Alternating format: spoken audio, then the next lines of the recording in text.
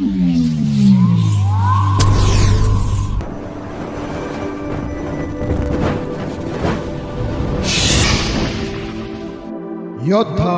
News channel.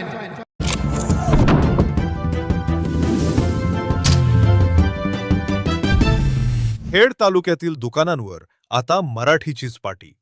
नियम धुडकावणाऱ्या व्यापाऱ्यांविरोधात सामाजिक कार्यकर्त्यांचे तहसीलदार यांना साकडे। राजगुरुनगर महाराष्ट्र शासनाच्या राजभाषा धोरणानुसार राज्यातील सर्व दुकाने आणि व्यावसायिक आस्थापनांचे नामफलक मराठी भाषेत असणं बंधनकारक असतानाही खेड तालुक्यातील अनेक ठिकाणी या नियमाचे उल्लंघन होत असल्याचे समोर आले आहे। या पार्श्वभूमीवर खेड तालुक्यातील दुकानांच्या नामफलकांवर मराठी भाषेचा वापर बंधनकारक करावा आणि नियमांचे उल्लंघन करणाऱ्यांवर कडक कारवाई करावी या मागणीसाठी सामाजिक कार्यकर्ते आकाश हनुमंत पोंगडे यांच्या नेतृत्वाखाली माननीय तहसीलदार राजगुरुनगर यांना लेखी निवेदन देण्यात आले। काय आहे नेमकी मागणी?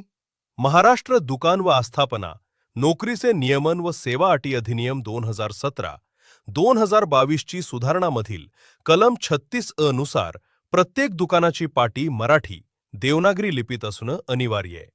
इतकेच नव्हे तर इतर कोणत्याही भाषेपेक्षा मराठी भाषेतील अक्षरं अधिक ठळक आणि मोठ्या आकारात असणं गरजेचे आहे।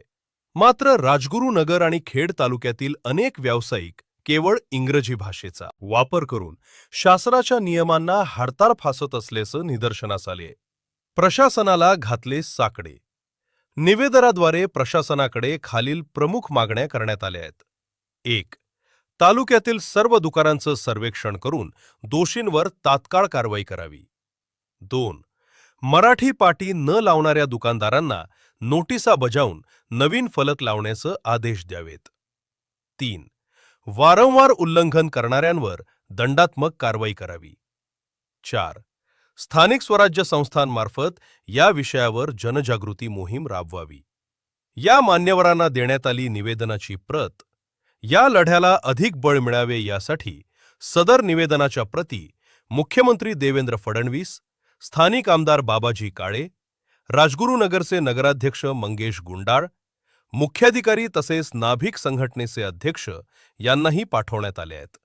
या कार्यकर्त्यांची होती उपस्थिती।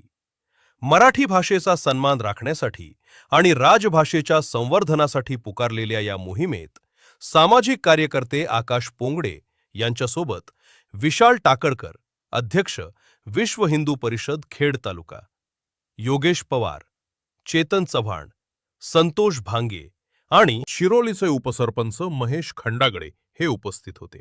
मराठी ही आपली सांस्कृतिक ओळख आहे। शासनाचे नियम स्पष्ट असतानाही जर व्यावसायिक त्याची अंमलबजावणी करत नसतील तर तो राजभाषेचा अवमान आहे। प्रशासनानं यावर त्वरित पावले उचलावीत, अन्यथा तीव्र आंदोलन छेडले जाईल असा इशारा यावेळी कार्यकर्त्यांनी दिला। या बातमीचा आढावा घेतलाय योद्धा न्यूज चॅनलचे संपादक नारायण सूर्यवंशी यांनी।